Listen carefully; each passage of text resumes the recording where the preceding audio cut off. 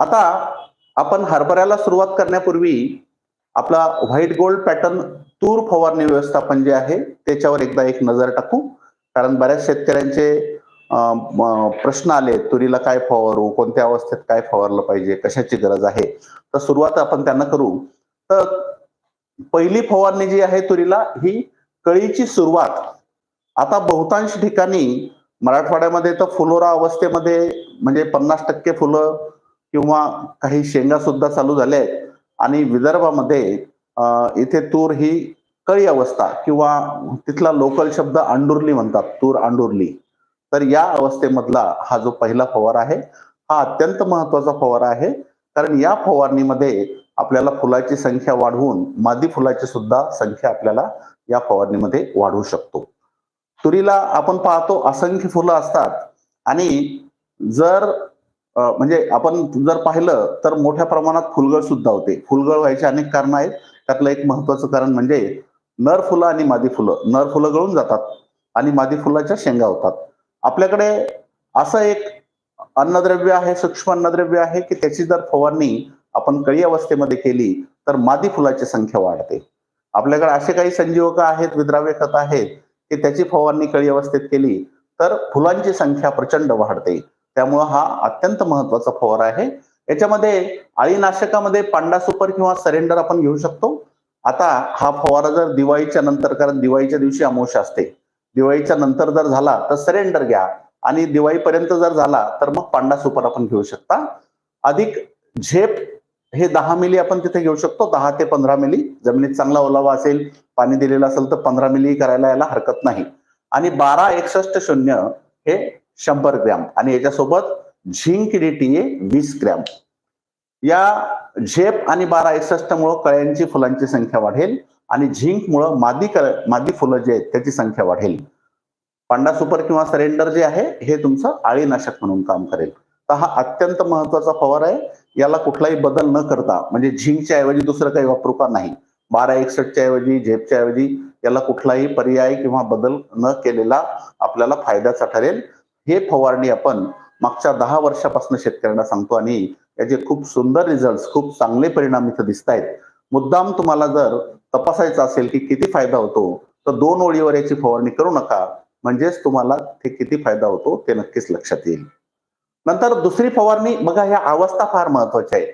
कळी अवस्थेमध्ये आपल्याला हे वापरणं गरजेचं आहे. मग दुसरी फवारणी फुलोरा अवस्थेमध्ये, जेव्हा सगळं शेत पिवळं झालेलं असते. मराठवाड्यामध्ये बहुतांश ठिकाणी आता ही दुसरी अवस्था आहे. ज्यांचा पहिला फवारा झाला नाही त्यांनी पहिला करून लगेच 8 दिवसांना दुसरा करायला हरकत नाही. आणि पहिला फवारा झाला असेल तर भरपूर फुलं लागली असेल तर हा दुसरा फवारा घ्या. दुसऱ्या फवारणीमध्ये आपण इथं झेनॉप घेतलंय. झेनॉप 15 मिली. झेनॉप मध्ये एंडोक्सिकार्प हे रासायनिक कीटकनाशक आहे. ज्या कीटकनाशकामुळं जी आळी आहे तुमची, शेंग पोखरणारी, फुलं खाणारी आळी आहे, हेलिओथिस ज्याला म्हणतो आपण, शेंग आळी जी आहे हिचं, आणि सोबतच जी शेंग माशी असते, आपण जे मुकण होतं म्हणतो ना, तुरीमध्ये 4 दाण्याचे शेंग आहे, 3 दाणे चांगले, 1 दाणा खराब झालेला असतो, त्याला अडकण किंवा मुकण म्हणतात. तर ती शेंग माशी ही कीड असते, ती त्याला तसं करते. तर ते दोन्ही सुद्धा, म्हणजे आळी सुद्धा कंट्रोल होईल आणि शेंग माशी सुद्धा कंट्रोल होईल. त्याच्यामुळे इथं तुम्हाला मी झेनॉपची शिफारस केली आहे. याच्यासोबत बूस्ट बोर म्हणजे बोरॉन 20%. बोरॉनचं कार्य काय आहे? परागीकरणाला मदत करणे. आपण इथे पहिल्या फवाऱ्यात झिंक फवारलंय, त्यामुळं झिंकनं मादी फुलांची संख्या वाढली आहे. मात्र परागीकरण व्यवस्थित व्हावं, नाही तर मादी फुलांची संख्या वाढली, नर फुलं कमी झाले तर परागीकरणावर परिणाम होऊ शकतो. आणि चांगलं परागीकरण होण्यासाठी बूस्ट बोर जे आहे, बोरॉन 20%, 20 ग्रॅम. इथे एक संजीवक मी तुम्हाला सांगितलंय, भरारी. भरारी 7 मिली. हे आपण तसं पाहिलं तर दाना भरण्याच्या अवस्थेमध्ये यापूर्वी आपण सांगत होतो. पण मागच्या 1-2 वर्षामध्ये आपल्याला असा अनुभव आला की भरपूर फुलाच्या अवस्थेमध्ये जर आपण भरारी फवारलं तर फुलाचं रूपांतर शेंगात व्हायला मदत लवकर होते. लवकर शेंगा तयार होतात.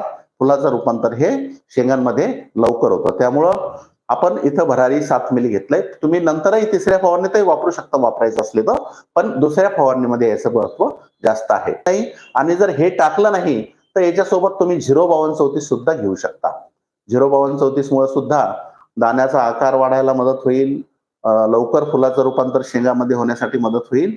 त्यामुळं झेनॉप, बुस्टबोर, भरारी आणि सोबत 05234 किंवा सुखई किंवा प्रोपिको असा हा दुसरा फवारा झाला. पहिल्या फवारणीमध्ये आपण फुलांची संख्या वाढवली, मादी फुलांची संख्या वाढवली.